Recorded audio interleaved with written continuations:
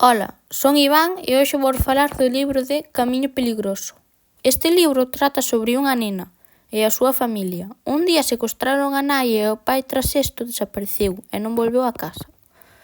A protagonista, antes de embarcarse na búsqueda deles, díxolle ao veciño que coidara dos seus 2 irmáns.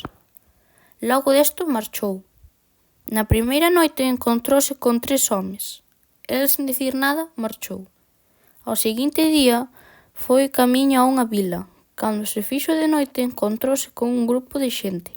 Estes recitaban poemas. Fixéronse moi bons amigos e foron camiño hasta a seguinte vila. Alí despedíronse e a protagonista seguiu o seu camiño hasta a seguinte vila. De repente empezou a chover. Ela refuxiouse nunha cova. Alí coñeceu a 2 homes.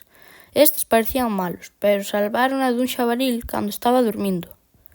Ao día seguinte tiña moita febre e desmayouse. Cando despertou, estaba nun hospital.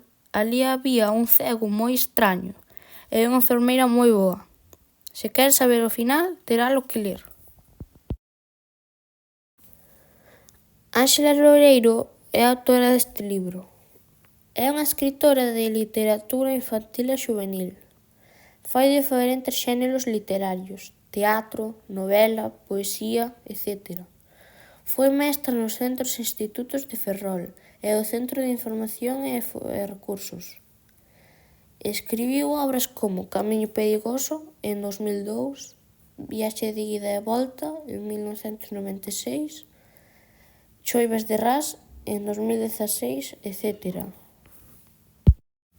Este libro gustoume moito. É moi divertido e entretido. A min foi moi fácil de ler. Eu recomendo lelo.